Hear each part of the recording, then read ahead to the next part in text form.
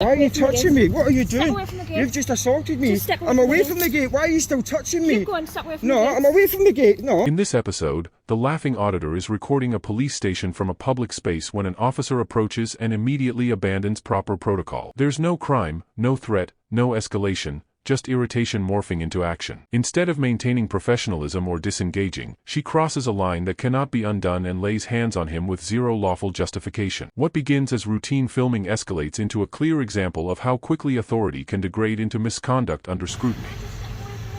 No. No, I'm not. Behave yourself. Nowhere near your gate. I'm not your mate. I'm not near the gate. No. No, don't touch me. Why are you touching me? What are you doing?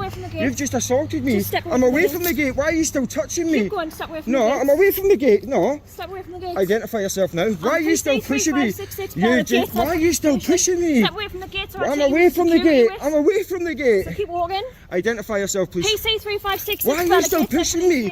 I'll Wow. take you as a security risk. Keep walking. Why are you still pushing me? I'm away from the gate. So keep walking. Stop pushing me. You've just ended your career. You know that. Keep going. Get off me. What are you doing? I think you should get a sergeant here.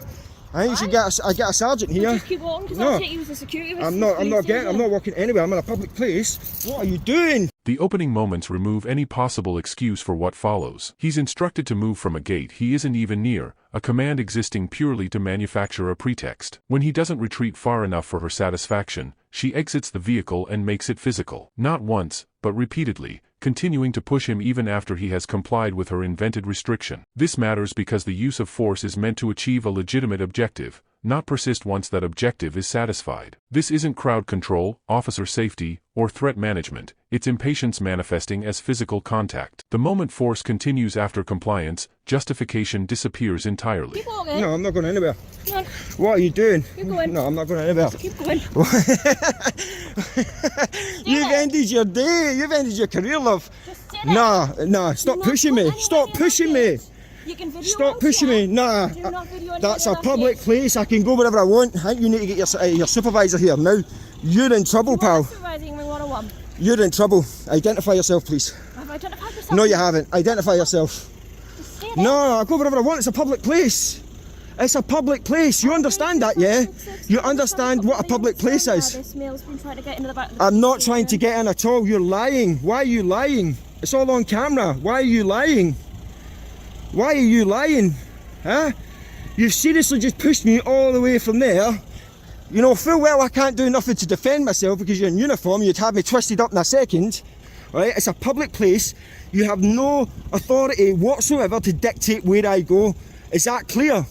Is that clear? After shoving him away, she flips the narrative, instructing him to remain in place, attempting to pin him to a public sidewalk she has no authority over. That direction is unlawful. It is a boundary created on the spot. He has every right to move freely in public, and when he requests a supervisor, it is ignored. This is critical because that is precisely when officers are meant to pause, reassess, and correct course, not double down. The real problem emerges over the radio. While he stands compliant and clear, she tells colleagues he's trying to access the back area. This isn't interpretation, it's fabrication. Radio communications dictate how other officers respond and justify force. When events are reported that never occurred, the threat isn't the man with the camera, it's the officer rewriting reality to legitimize her own actions. Mate, I'm not listening to you. Exactly. So go away. Back in your car. Why are you still pushing me? I'm not letting you in the end of that gate. Just I'm not keep going. going in the gate. Just keep going. I am not going in the gate. You tried to step in that gate. I didn't step in. I stood at the corner.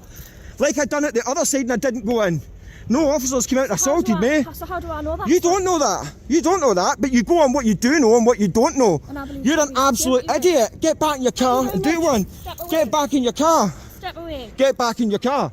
You've found yourself in a whole world of shit. Wonderful. Step Yeah. away. Why are you still pushing me? Step away. Stop pushing me. Do not come anywhere near the police. You've just committed several assaults. You've ended your career. You know that. Step You away. know that. You have ended your career. Do not come You anywhere have near the ended your gate. career. You know It's that. fine. You have no idea what you've just done. But just leave You the have police ended your alone. career. You've just ended your career. 100% you've just ended your career. Don't come anywhere near the police. I'm not. What do you mean go anywhere near the police station? This is a public place. And I was not going into a police station. At this point, she abandons communication entirely. Claiming she isn't listening isn't frustration, it's refusal to perform her duties. Even as he steps back and clearly communicates he will not approach the gate, physical pushing persists. Here, rationale collapses completely. Force no longer serves a lawful purpose, it exists solely to enforce compliance on her personal terms. What replaces law is attitude. Her insistence that he cannot be near the station is arbitrary, unrelated to any legal power or condition. When he warns her of serious consequences, her reply, "Wonderful," says it all. There is no pause, no reassessment, no concern for legality, just confidence that the badge will carry her through. This is when control dissolves into impunity. I'm nowhere near it now and you're still pushing me. I'm not, no, I'll go Follow wherever I me. want. I'm not following. I'm going up there where I was when I started. Up you go. Who are you? Get in your car and do one. Police me. What? You're swearing Go at me up as there. well. No, I'll go wherever I want. You want to keep walking? I will go wherever I want. Why do you keep assaulting me? You're off your head. You're absolutely off your head. What? You need put on a leash, love. Getting assaulted by this woman. Woman alone, I'll go What do you mean leave the woman alone? She's assaulting me. I've got it all on camera, mate. Doesn't touch you, get it. How do you... You don't even know what you're talking about, you moron. You don't know what you're talking about.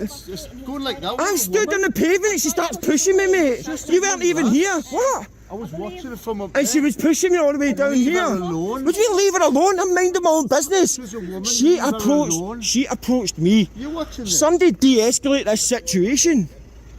What's wrong with him? What do you mean what's wrong? I'm exercising my rights, mate. Right to pay knob. What's the matter with you? But who you call a knob? You? Go on, do You're one. a knob. You on, do do one. one. What are you going to do? Just leave her alone. When a bystander intervenes, he does not assess the situation accurately. He jumps to conclusions, siding with the officer purely because she is a woman, despite seeing the pushing and hearing the exchange. This bias is dangerous. It shifts focus from actions to appearances, allowing misconduct to be socially excused without legal grounding. What the laughing auditor does next is key. He does not argue, plead, or seek approval. He clearly states his position, exercising his legal rights.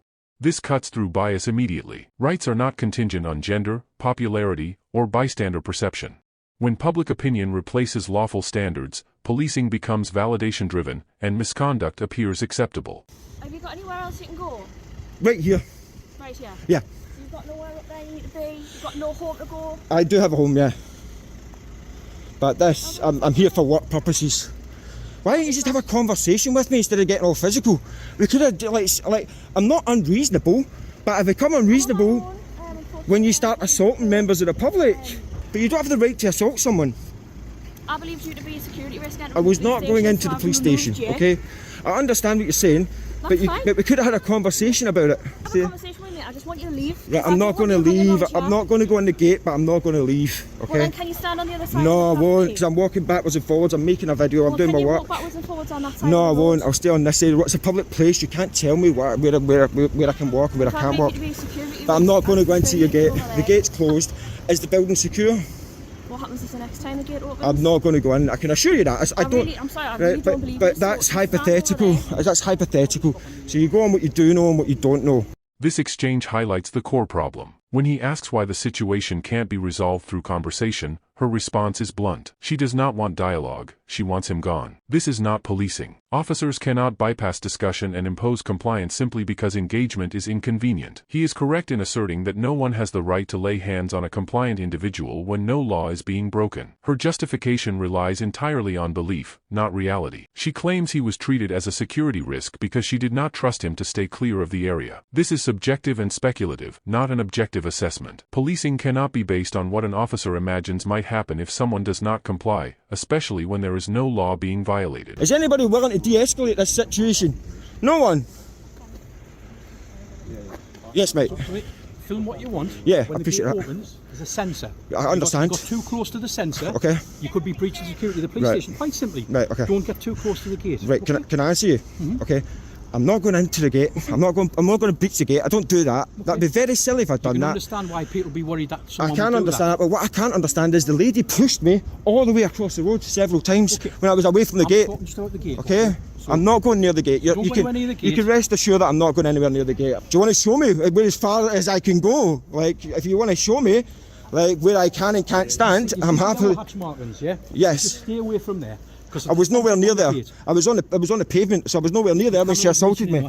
So I was nowhere near there when she assaulted me. The tone does not reset, it hardens. A request to de-escalate is met with silence, not because it's unreasonable, but because no one wants to break ranks. No effort is made to listen or reconsider what has occurred. Reinforcing officers do not bring clarity, they reinforce the initial error, sending a message that loyalty matters more than logic. The gate argument underscores the forced justification. An officer points out that interference would require being right against the hatch markings. He is not there. He is on the public sidewalk, doing nothing unlawful. Rather than accept this reality, the officers cling to a hypothetical risk that never existed. And I'm going to have a civil claim off your police force, unfortunately.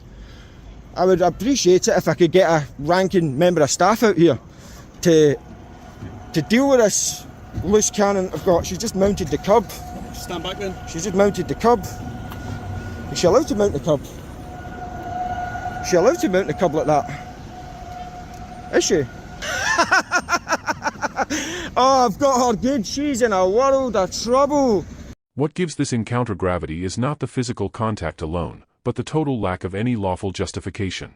No restricted area was breached. No interference occurred. No behavior escalated the situation. Yet directions were issued as if authority alone could create boundaries. This is the dangerous zone in policing, where instruction replaces justification, and compliance is demanded without legal reason. Additional officers should have prompted reassessment. Fresh eyes often lead to checking distance, behavior, and legitimacy. Instead, nothing changes. The interaction continues, not because it is logical, but because admitting a mistake would undermine authority. The process becomes self-protective rather than corrective. Eventually, she drives away, no clarification, no resolution, no acknowledgement. This ending proves the interaction was never about risk management or protection, it was about asserting control until scrutiny became inconvenient. When a compliant individual can be physically handled in public and the response is merely to leave, the exposure is not subtle, it is damning.